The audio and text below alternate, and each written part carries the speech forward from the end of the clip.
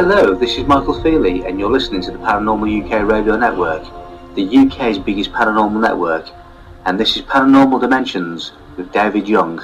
Well, thank you for that, Michael. That's a very nice intro. Right, hello everybody. Welcome to another Paranormal Dimensions show. Got a lovely young man for you today, Mr. Tom Warrington. I'm going to introduce in a moment. But before I do that, as you know, I've started doing calls out for people. So this is today's three, or for this show's three, I should say, really. I'm going to give a call out for Mark Westbury in Nottingham, UK. I'm going to give a call out for William Poolin, a good friend in San Antonio, Texas, who was a guest on here previously. I think he has a good listen occasionally. And I'm going to give a call out for Steffi Grant and Douglas, Isle Man, UK. Right, now, as I said, I've got a lovely young man named Tom Warrington. He's become a little bit of a mate. He's got a radio show of his own, which he has on a different network, I might say. But we're all friends, so it's not a problem. So you can hear him laughing in the background there. So I'm going to say hello, Mike, to Tom. Welcome to the show. What? I nearly called you Michael there because It did, yeah. Thank you for inviting me onto the show, and it's a bit strange, turning the tables, as it were, because it's normally me doing the interviewing. As you know, I ended up on this show through your show because I was on your show and I ended up on a show of my own. Right. So right. It's kind of the way things have. I mean, it's like I said before. I never envisioned going on having my own show at the beginning of this year, but it's kind of worked out that way. That from being on your show, I ended up with a show of my own But anyway, we won't go into that. This is your show, not my show. Well, I'll talk about my radio show a little later, I'm sure. But if I may, I want to kind of turn the clocks back now, and tell you all a bit how I became involved in what I'm doing at the minute. Well, you beat me to the punch because I was about to ask you that. So. Oh, there you go. Well, I think we're going 26 years now back, and an infamous programme was aired on the BBC and called Ghost Watch, which some of you may have not heard of, written by a guy called Stephen Volk, who was actually appeared on one of my radio shows in the very early days of the Pure Paranormal Show. And it was basically a mockumentary, basically, David. Have you heard of this Ghost Watch programme that was aired? I have a mockumentary. Yeah, I think I do remember something to do with that, unless I'm imagining something. But I do. It does sound familiar. Yeah. It was aired on Halloween, and it was done like a live programme. Ah, yes. Now I do remember it. I'm just trying to think. I mean, in the early 90s, if you probably remember, this sort of thing was unheard of. So it was very fresh, very raw. And I was quite young. I was allowed to watch this programme, and I don't know what my parents were thinking, because, it led on to what I'm doing to this point in time. And to be honest, it scared the living daylights out of me. It was so real. They did a kind of an Orson Welles, but with ghosts and things, didn't they? Like the other World of Welles. It was like a joke, wasn't it? Yeah. Right. It was a joke, and it was only weeks later that they kind of announced that the show was a hoax. But fortunately, I had the writer on my show, and he said it was actually based, and they wrote it around the Enfield haunting, which happened back in the 70s, which I'll move on to later. So it was very real. It seemed very real. It was filmed in a normal family's home, and they were plagued by poltergeist activity. And I was actually transfixed, horrified, but absolutely transfixed to what was happening. And it raised so many questions. And at the time, at that age, I was aware of ghosts, as it were, and I don't really like that label. nobody knows what a ghost is, I suppose. It's a terminology we've used to kind of simplify something that we don't understand. But yeah, I mean, back to that show. I mean, it changed everything for me, really. It really did. I mean, I didn't sleep for days. I slept in my dad's room for weeks on end. As you've been talking about it, it has actually come back to me now. I do remember it being, yeah. I can't think of the hosts on that, wasn't it? Oh, crikey! Now you're asking. Yeah, no. I'll have to Google it later and find out. I think it was it Michael? Was it Michael Aspel? Yeah, it could have been. Yeah, I think it might well have been someone like Michael Aspel. I mean, and for our US listeners and people around the world, Michael Aspel was like a TV presenter over here in the UK. I think actually it was Parky. It was Michael Parkinson and Sarah Green. Yes, that sounds familiar. Craig Charles was featured on it as well. He was kind of like interviewing the people in the street and stuff like that. And the actual poltergeist or the ghost, the kid's named as Pipes. Which when you look at the program back, because you can actually buy it on DVD, it's very rare actually to get. And people in America, because it was the anniversary, I think, last year.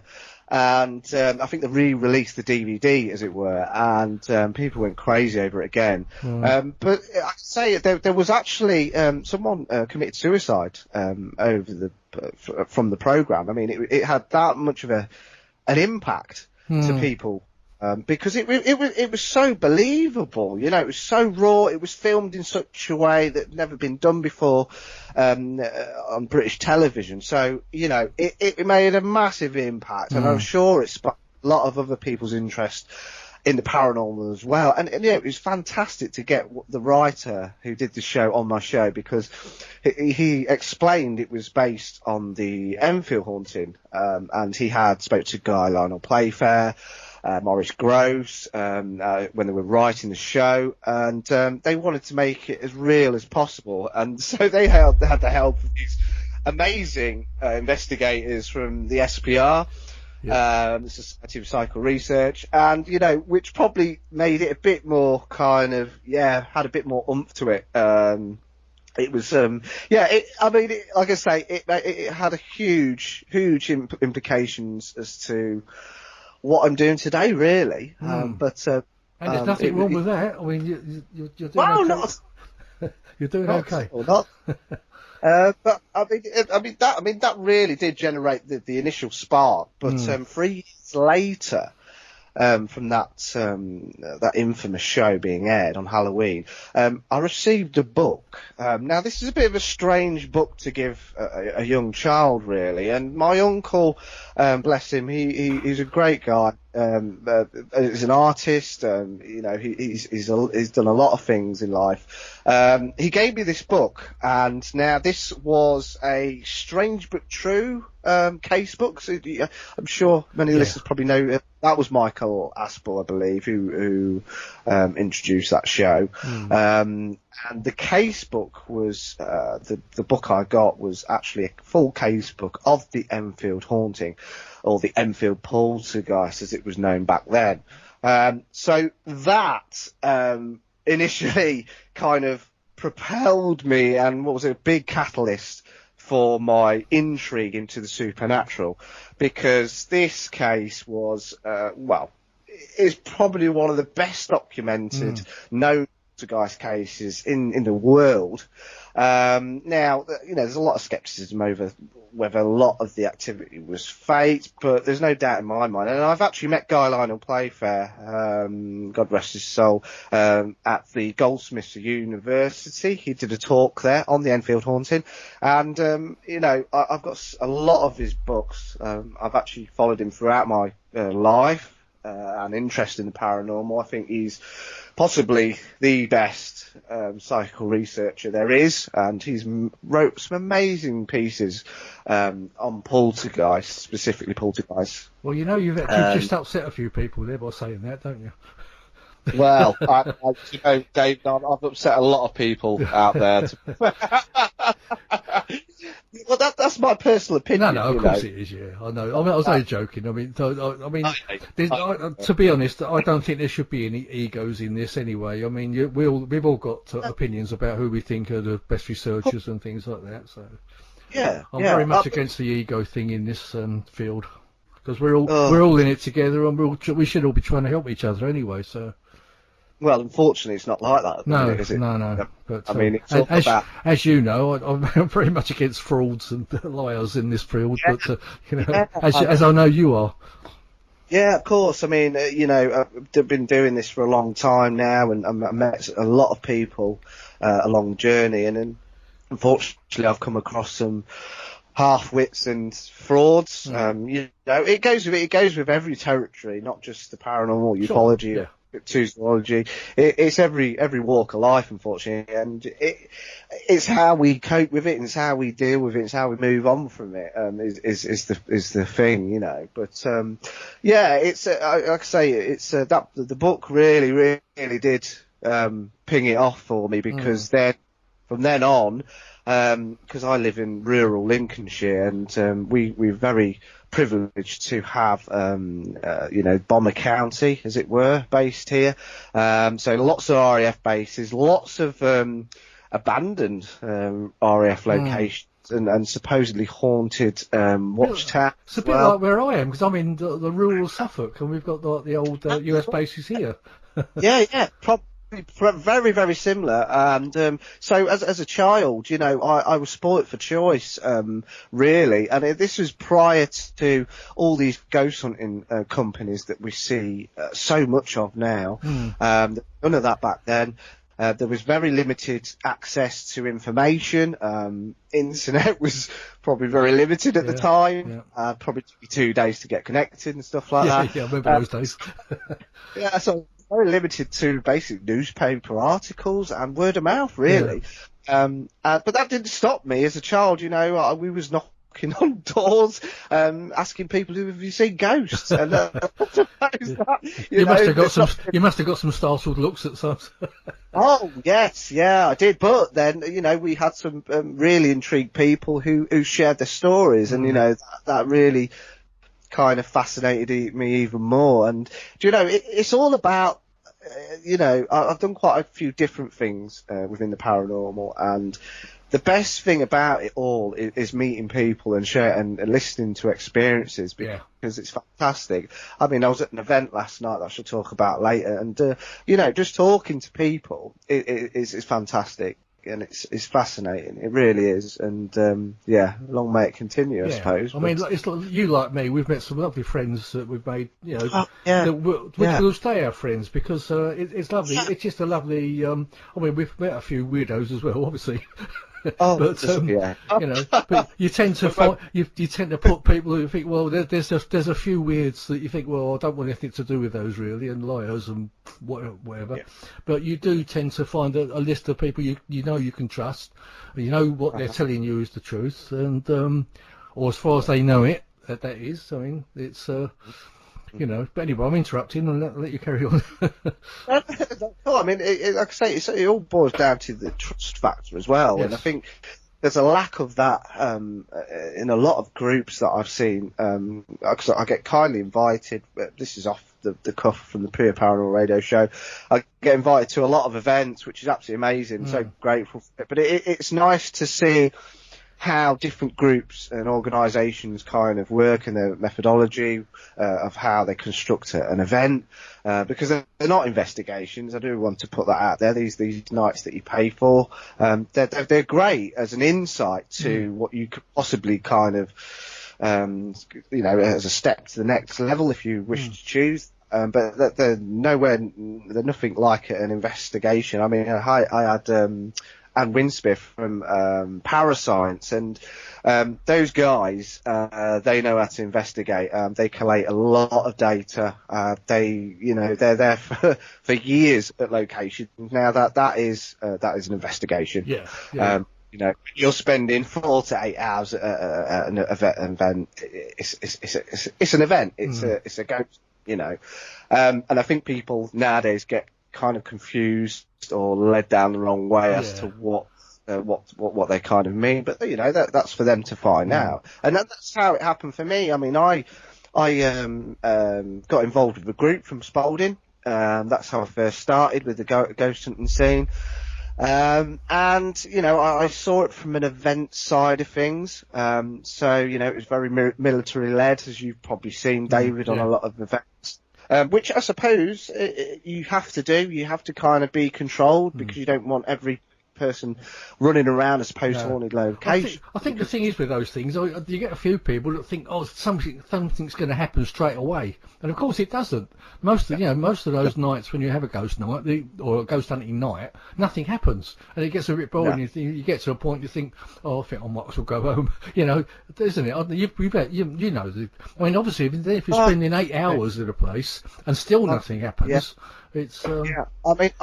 I've conducted several private investigations over the time as well. And, in all the years I've been doing it, David, I can honestly say to you that I could probably count on one hand instances that I can't explain or still yet to explain. Yeah. So that shows you a probably true reflection of investigating, because you've seen it all over Facebook. I mean, some of these groups are producing supposedly EVPs on a daily occurrence, and it's I'm not condoning it or whatever. I just find it hard to kind of believe. I mean, I'm either doing it incorrectly or there's something amiss, you know. I think also when you've got these groups, you do often have a psychic that is in that group, and you've really got to put a lot of trust within that psychic, haven't you? Are they, that's when it boils down to the trust of the people that are running it.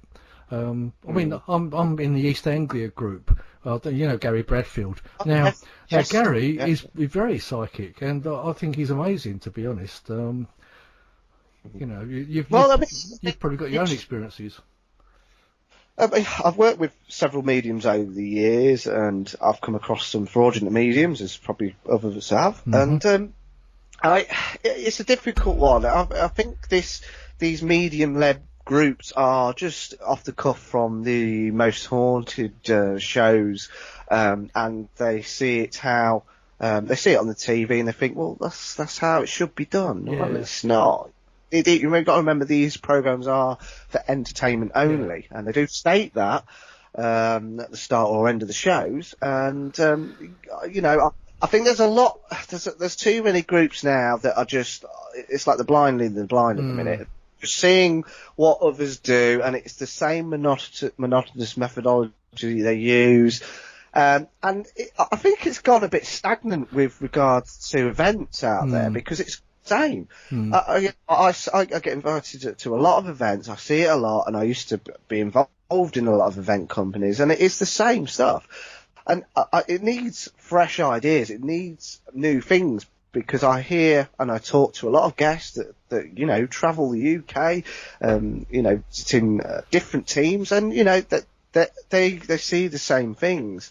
Now, I don't know whether that's because the groups are afraid of coming away from that same mundane thing, the opening prayer at the start that they do, and they give a bit of the talk, and they do the human pendulum and all that stuff. And there's nothing wrong with that, but I think.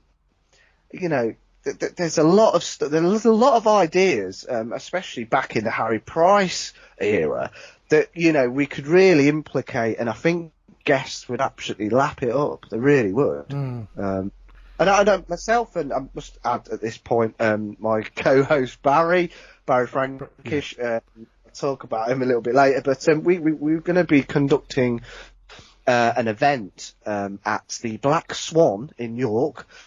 And we're going to go back to basics. So we're going to have limited amount of technology, and if anything, really.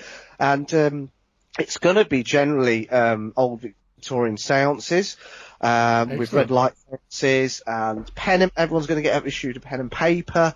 And generally, you are the tool. You are the piece of equipment. You are going to be relying on your senses and your senses only. We possibly will be using a camcorder or two to record, what's progressing in the room. But that is it. We're not going to be using broken radios. We're not going to be using K2s. We're not going to be using laser grids, REM pods. We're not going to use any of that. We are going to go back to basics. And I think a lot of people, a lot of guests out there, they do like that because, when people experience things, 9 times out of 10, it's not through a REM pod or a flashing teddy bear or whatever you want to call it. It's yourself. And the human element is a big part of paranormal experiences. And I always say to people, would a paranormal paranormal phenomena occur if that human element wasn't there? What's your opinion of things like K2 meters and stuff like that? Oh, God. I mean, I have had them in the past. Don't get me wrong, but this was from the old ghost hunting events years, and they are great for visual aids. They are great for monitoring electromagnetic fields, but the problem is people don't understand what specific pieces of equipment are for. They are not designed to search for ghosts. No. They're not ghost detectors. They are built for other uses, really. The EMF meters, I mean, they've been so kind of enthralled in this kind of paranormal circus, really, because they've been used so much. And people kind of rely on them when they see the lights flash. Oh, we must have a ghost in the room. Well, hang on a minute, let's peel it back. There's a number of things that set these things. Well, I say a number. There's a huge amount of things that set K2s off because I've done experiments on them. Watches set them off. Fridges set them off. Anything, even yourself. We emit, electric pulses. We do emit small charges of electricity. So people do kind of get confused, and they do get unraveled with the paranormal kind of ghost hunting companies, exploiting and showing off the flashing lights, because let's be honest, it's a great thing to look at in a dark room. When the REM pod goes off and it alarms off, everyone gets excited. But you have to kind of keep your sensible head on when attending any sort of event, and not to try and get too excited and too caught up in the moment, because it's very easy to do. I've seen it very, very often enough, especially when a bang or a knock occurs, and everybody immediately portrays it as a ghost. I mean, in some of these old buildings, you're going to get wall movements and wood movements and all sorts of things, aren't you? And wind in the willows and things. Exactly. And I've always said this to people who've been with me. I don't muck about anymore. I say how it is. I used to be one of these people, David, who I'd be scared to kind of offend or upset people, and I have to be quite tactful because I have a radio show and I do a lot of writing as well, but it's got to a point now. I've seen enough, and I've seen enough kind of conning of people and misuse of the paranormal, really, because there's a lot of people out there that are just in it for the money. Oh yeah, I mean, there's even people making ghost detecting machines, isn't there? And it's big business. Yeah. And they're not cheap either. I mean, and they're just a lot of them are just a rip-off anyway. They are. And again, people get caught up in it, And the thing is, that these ghost hunting nights, they're all fantastic. Don't get me wrong. There's some really good groups out there, and I went to a good. You do meet some nice people. That's right. Of course, but the thing is, it's all about socialising as well. It's not just you go to an event, but you meet people, and you get to know them, and you go to another event. It's like a little community for people, and it's so lovely to see. And people create friendships through this, and that's another positive from these kind of events as well.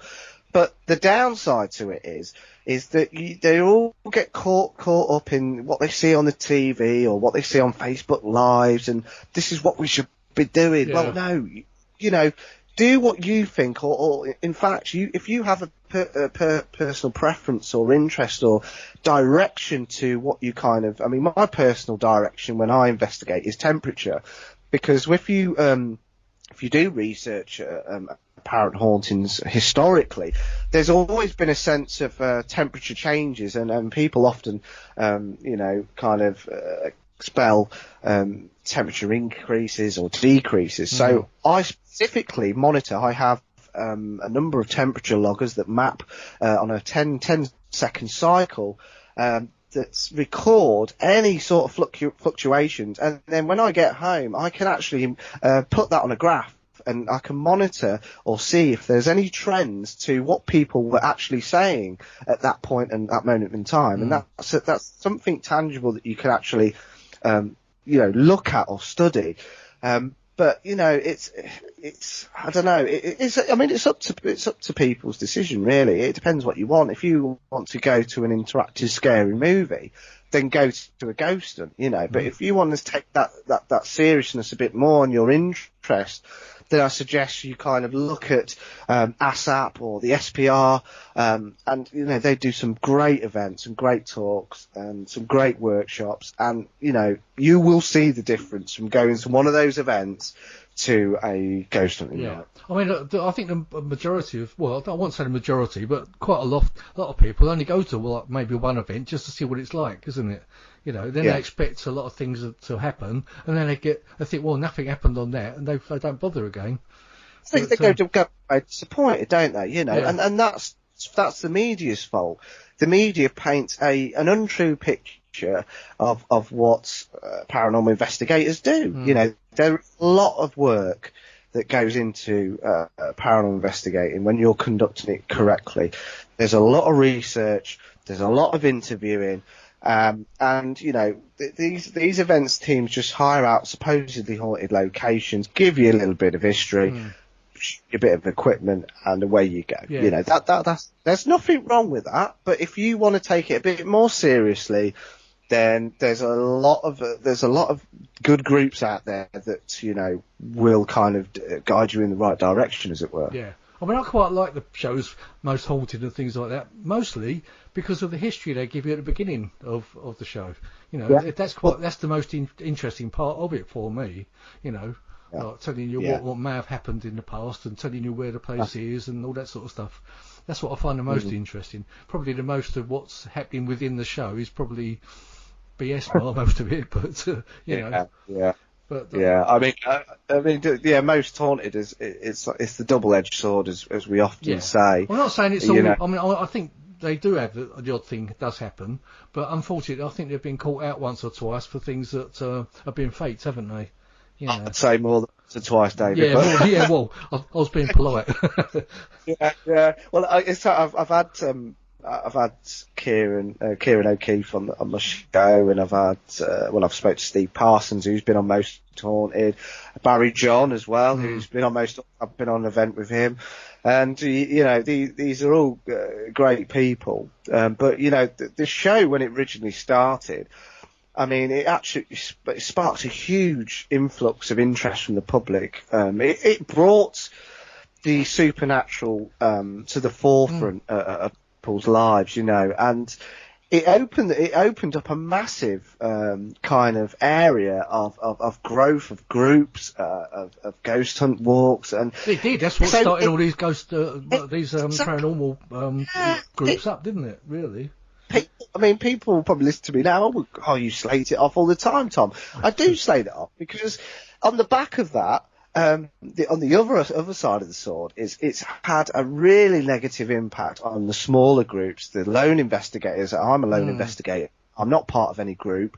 I investigate on my own, and it's had a damaging effect to locations. I mean, I've got a lovely young lady who's coming on the show on the 28th of May, and she's got a local little group, David, and she can't get in any locations anymore because the prices are just hiked up, and this is on the stem of Most Haunted. If Most Haunted had been there, you could expect to pay in the exceed of £1,000 in some locations. Wow, that's ridiculous.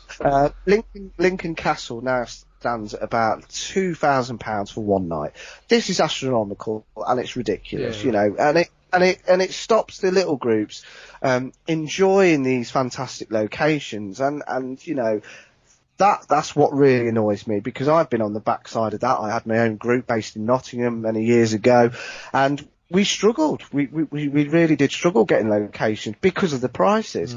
But then again, we found some little gems, you know. And actually, a story I must tell you. I secured a location. I could tell it's the Stonebow Guild Hall in Lincoln. Never been investigated before until we got there, and we did a night for charity, and the Lincoln mayor attended. It was absolutely fantastic. So we were so honoured and privileged to be there. And 2 days later, I received a message from somebody from Most Haunted asking me about the location.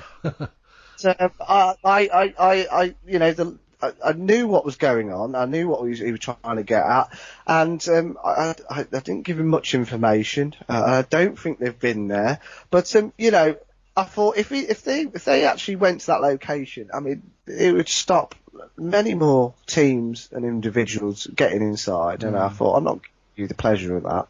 So, well, yeah, it's a double-edged sword, Most Haunted, isn't it? Really. I mean, the amount of seasons they've got now. I mean, I can't. There can't be that many places they don't know about. I would have thought. But well, we're blessed in the UK. We really are. I mean, I've travelled all over the UK, and there are I've been to some amazing locations. I've actually got some really, really interesting locations right on my doorstep. Cressing Temple Barnes, which is one of the last remaining sites or buildings of the Knights Templar, which I regularly visit. Amazing location, and people witnessing monks and all sorts at this location, and that's literally down the road from me. And of course, the haunted watchtowers as well that I've got on my doorstep. Belton House is another one of my favourite places. So yeah, we're quite privileged in the UK, David. I suppose we've got quite a lot of locations. Yeah, I'd like to join you on one of your hunts one of these days, or one of your investigations. We'll have to try and fix something up. Definitely.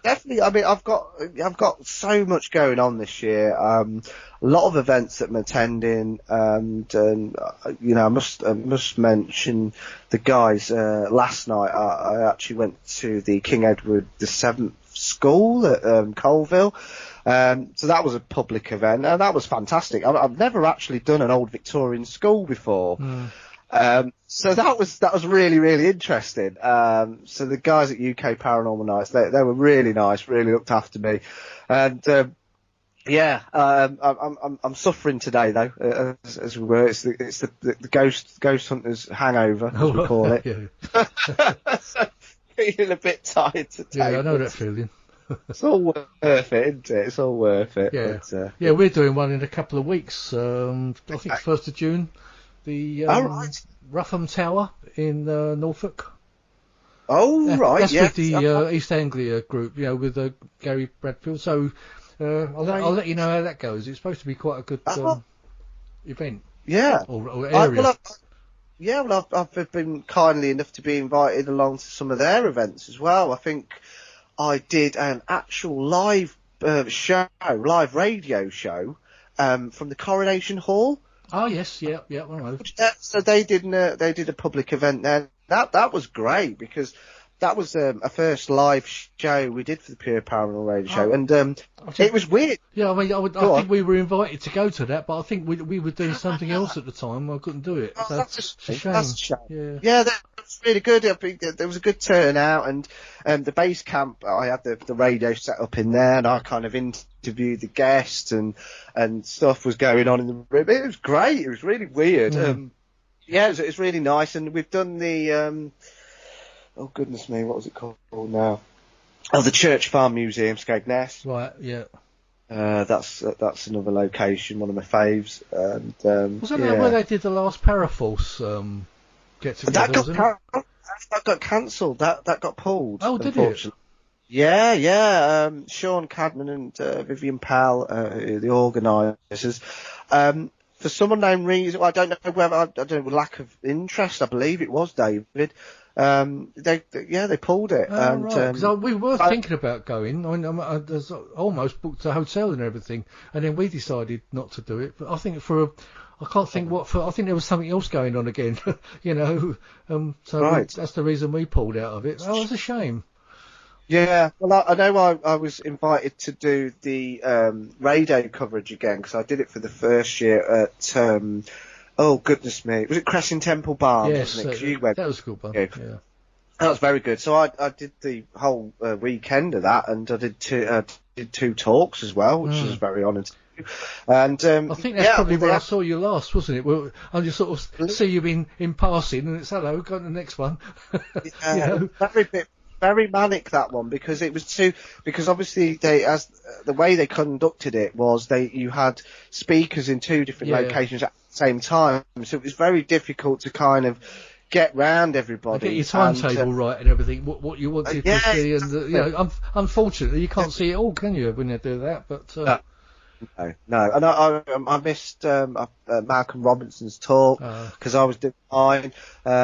He's another great guy. Who's been on the show, and he's been on my show. I think he was my second guest actually when I started doing this. Yeah, actually, we had a really good talk at Paraforce, and you know, he's another chap who you know, I've got a lot of time for, a lot of respect and what he does, because he's a good researcher as well. Yeah. And you know, people like that, there's not many researchers like that now in the UK, because as you know, David, it's all about the egos and the live feeds at the minute. Yeah, well, not with everybody, I must say. I mean, I don't think Malcolm's got an ego, and I don't, you know. Oh, no, that's what I'm saying. You know, researchers like himself. There's hardly anyone now like that. I say most of the people I do actually know or get involved with haven't got an ego. You know, it's there are the few that you do know about, and you tend to avoid them. You know, because that's all they're all about. You know. Yeah. Well, unfortunately, you know, especially in the kind of haunting kind of side of things, paranormal, it's rife at the minute, and you know, because others are seeing others do it, it's causing another mini explosion of look at me, like my page, share my page culture, and it's really not good. Right. It's because people see this as the thing to do, and the correct way to conduct yourself on an investigation. And, you know, I mean, there is benefits to it. I mean, some people say, well, some people can't get to investigations, so live feeds are brilliant. Or afford them. You know, there are people, you know, money's a bit tight nowadays, and not everyone can afford to go on these things. You know? Exactly. I mean, that is fantastic. But on the flip side to it, these people are given a platform. They're given a stage. And with that, there you can see their egos getting bigger and bigger and bigger. And unfortunately, I think it's having a bit of a negative effect on the paranormal, to be fair, social media. Yeah. But, that's my opinion. I mean, I think there'd be a few people out there that would accuse me of that, because I've started this radio show up. I mean, I don't get paid for it, and you don't get paid for your end. I do it for the interest of it. And there's no ego involved. I mean, as I always say, it's the people that I have on. It's their show, not mine. Exactly. You know, I'm trying to actually learn the same as you are, and the same as most of us should be. I'm not trying to, you know, I probably know less than most people that come on the show actually about most of the subjects they're talking about. You know, it's and I want to learn from it, and I want to meet these people. You know. Yeah, exactly. And because I mentioned at the start of the show, it's all about the people, the person interaction, you know, meeting new people, sharing their experiences, learning off of the people. That is the way to kind of go forward, I believe, in the paranormal, because there's not a lot of sharing of information. There's not many groups it's very limited, the groups that talk to each other or interact with each other, which is such a shame, because we can learn a lot off each other. I mean, I've been doing it for a long time now, and I'm learning stuff to this day, you know, and that's what it's all about. Yeah, well, I tend to learn from everyone I've had on the show so far. I've learned quite a lot. That's right. And Yeah. it's nice getting to know people as well. When I see you at an event now, I think, hello, Tom, and we know each other. Exactly. Yeah. So, But, anyway, tell us a bit more about. Because I mean, we've got about what we got. We're about 20 minutes left. okay, cool. Yeah. So, Have you got any books you've written? I think you said you were wanting to write a book at some point, didn't you? Yeah, well, I've started writing a book, and there's probably many of the listeners, some of them who would be listening would be bored of me saying it every time because there's no work being finished.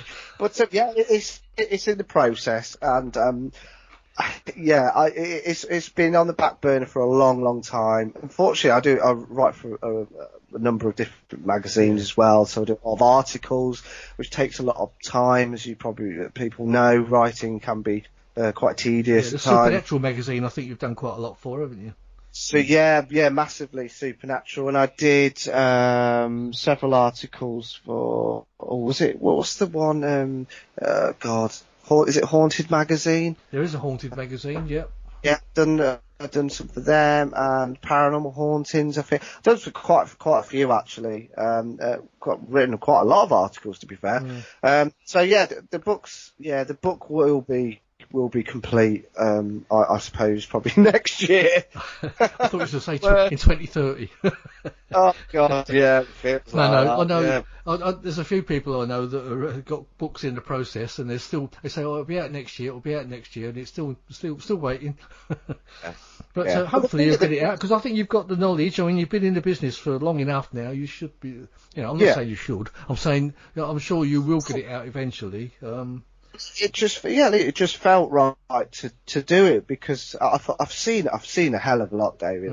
Just that initial interest that started on Halloween in 1992 to this day, I've seen a lot. Yeah. I've seen ghost hunting companies. I've been involved. I started my own group, to writing articles, to starting a radio show, to investigating on my own. So you could say I've got a big, wide spectrum of experiences of people, and and I think I thought it was about time that I kind of put my ideology to pen to paper kind of thing, and hopefully it should be a good read, because there's some amazing paranormal books up there. But a lot of it, though, is kind of the same sort of thing. So, like, people kind of write about their kind of area, which is great. But, I've seen a lot of that over the years. So I kind of want to do a bit of a twist on mine. And it's going to kind of involve the reader, as it were. And I've actually got quite a few unknown stories and experiences from people that approach me. And that I'm going to include in the book, and it's going to kind of involve the reader. So when you're reading it, you're going to I don't want to give too much away, but you're going to have decisions to make in the book, kind of thing. So yeah, it's going to be different. I don't think it's been done before, so hopefully it'll be a hit, and I could retire. So it'd be a bit like a whodunit, and you've got to work out who. Yeah, I don't want to give too much away. No, it involves the read. Instead of you kind of reading, there was a haunting here in the 1800s, and footsteps are still heard to this day. It's not going to be like that. You are going to get a bit of that to paint the picture, but ultimately you're going to have to kind of think for yourself when you read the book. So hopefully, yeah. So I mean, cool. Have you got any personal experiences you could relate to us? Your most exciting happenings. Yeah, of course. Yeah. So when I started a group up with somebody who lives in Nottingham, and the group's still doing well to this day, and I wish them all the best. We were invited to a private investigation in a place called Aby. That's ABY, in the Lincolnshire Wolds. The family were let's say, were absolutely petrified, from all accounts. From the initial first contact from the family to the group owner, they were experiencing a plethora of different phenomena that really, kind of got our interest, as it were. So they had things disappearing and reappearing in front of their eyes. They had reports. The children were witnessing full-bodied apparitions. They had the telltale signs of what we class as poltergeist phenomena. Now, when we arrived at the location, the family, David, you're probably a good judge of character when you're talking to people who experience stuff. You know when people are kind of giving you a load of cock and bull, or when people are actually generally telling the truth. Well, and I think I've learned a little bit over the last couple of years. I'm sure you have. There was a time when I'd accept everything I heard, but not now. Exactly. So, that's a really good skill to have, and one that you must have in the paranormal. I kind of knew instantaneously that this could be the real deal here. I mean, the family were shaken, they were crying out for help. So, we spent we spent a lot of hours at the house. There was a point where we even gave the family money to have a day out, so we could, concentrate on the house itself. And basically, we was there to try and not only attain some evidence of what was going on, but just to reassure. And I think that this is the most important thing when conducting yourself on a private investigation. You have to be very careful, but I think it's more of a reassurance thing when people approach you, because if they are experiencing some phenomena, there's not a lot of people they can turn to. So you are the last port of call, really. So, a lot of trust is handed over, and, but I think ultimately the family were very grateful that we were there. And we did catch some bits. We did catch some phenomena that they were suggesting. They evidently moved home because the activity did not cease. So, and I hate to say it, but a lot of these teams and stuff that go into houses and kind of halt this phenomena, I think it's a load of rubbish. I mean, as you're probably aware, David, the poltergeist activity is very quick to develop and does not last a huge amount of time.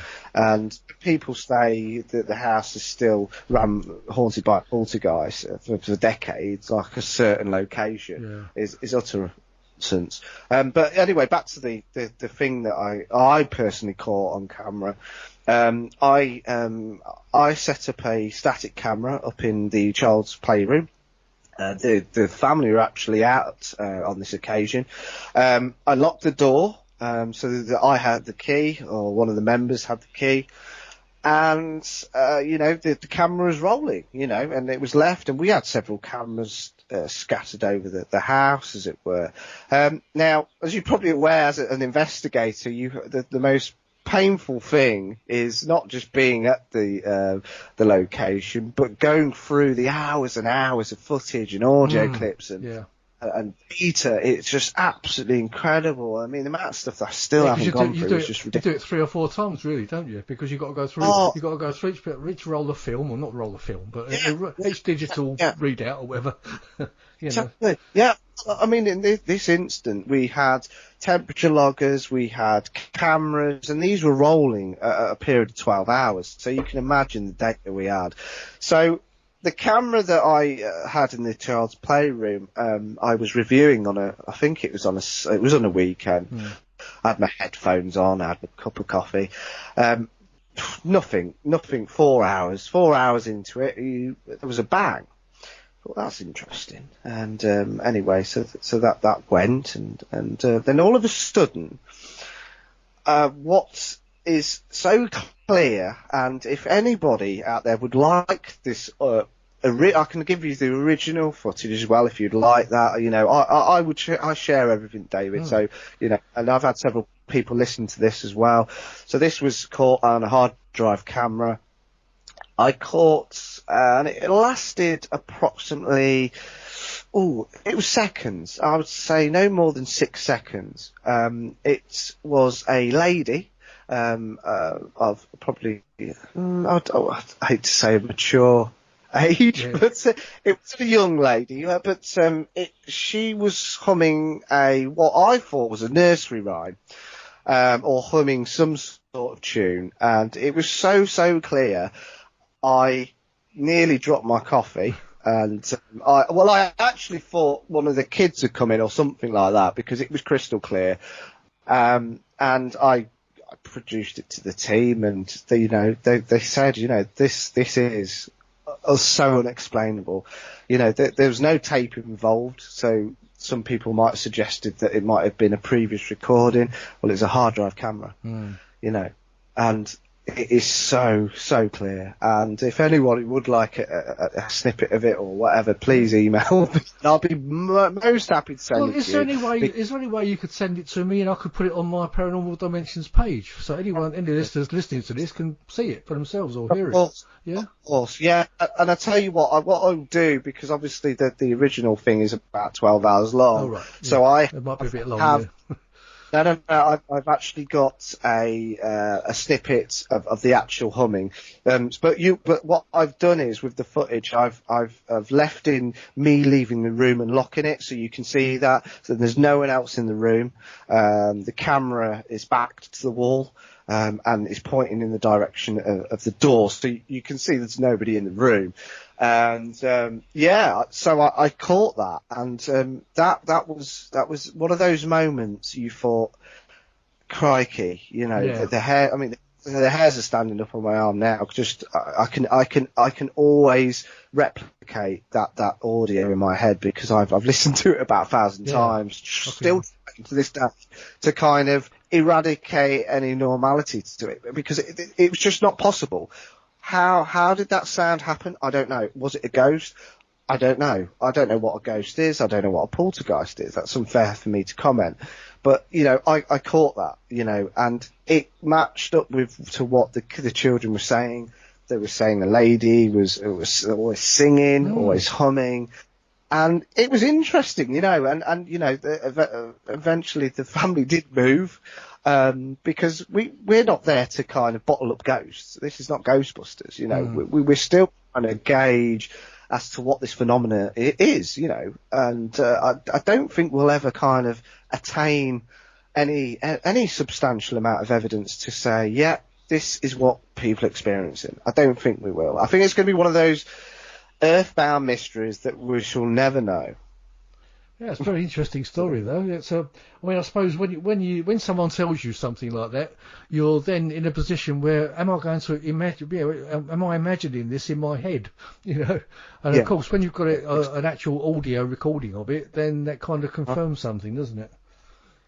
Exactly. I mean, and again, I thought, like you said, I always doubt myself, especially when I experience something. And like I mentioned at the start of the show, I've probably on one hand, I've encountered or witnessed things that I cannot physically explain, but there was just nothing to kind of attain that, it could be this, because it was such a controlled investigation. And to this day, we actually conducted ourselves very well back in those years, and something I've kind of built on, because you have to be controlled when it comes to this. Yeah, sure. I mean, you can't just jump to conclusions and say, there was definitely something supernatural about something. You've got to discount everything else that it could be first.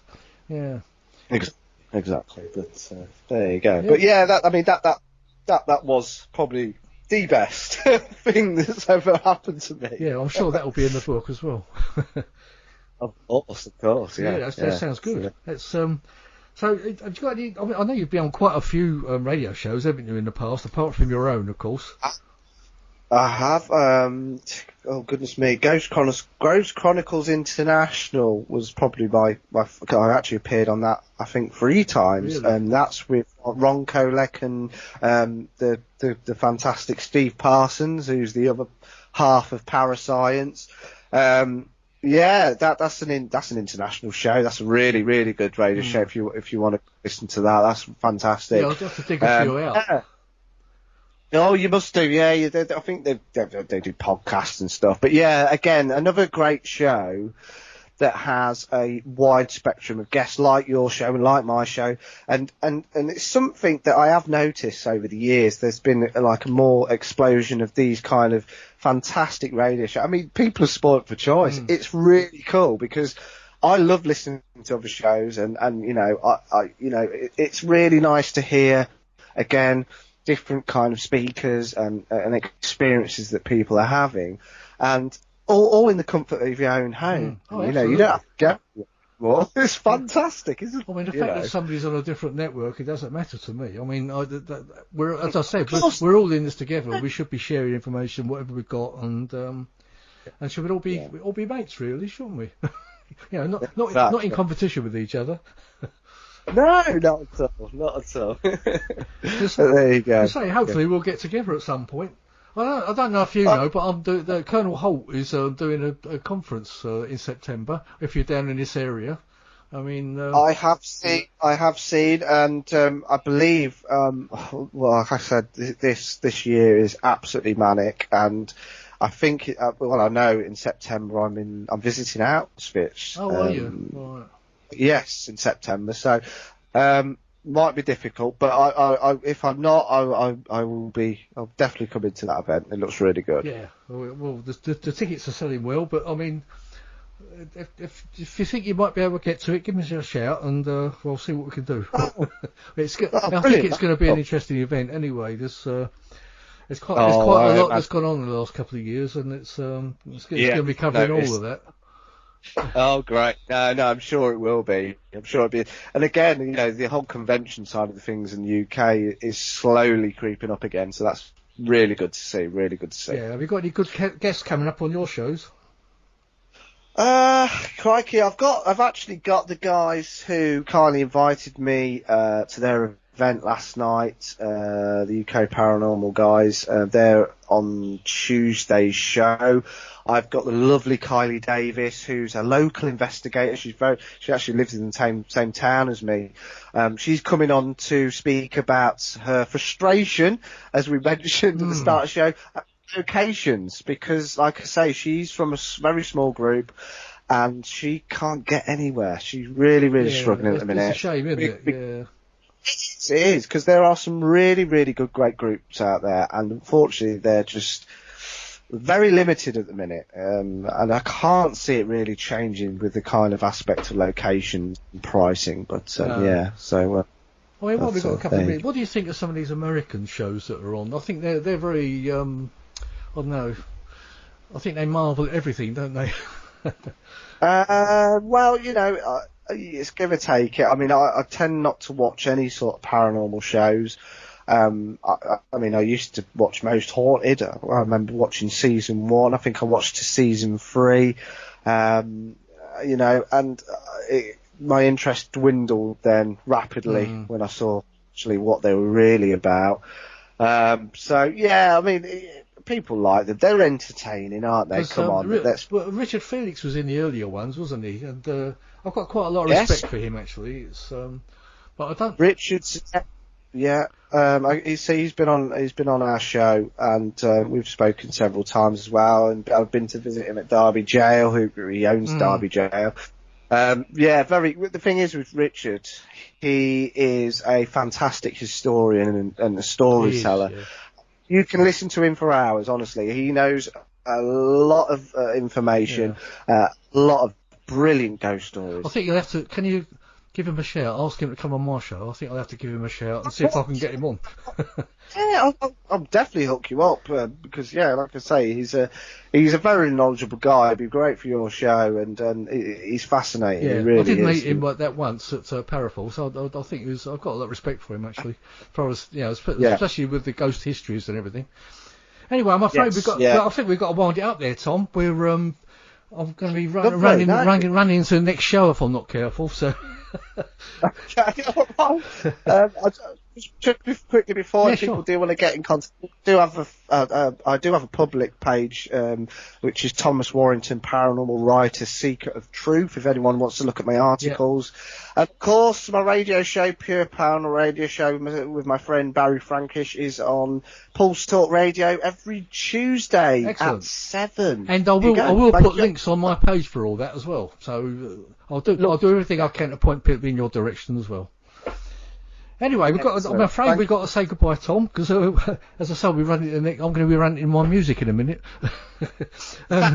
Anyway, Tom, thanks very much for coming on, and thank you everyone out there for listening. You've been listening to the Paranormal UK Radio Network, and this is Paranormal Dimensions, and I'm David Young, and we've been listening to Tom Warrington. Bye, Tom. Thanks for coming on. Bye-bye. Thank you very much. Cheers. Thank you. Bye.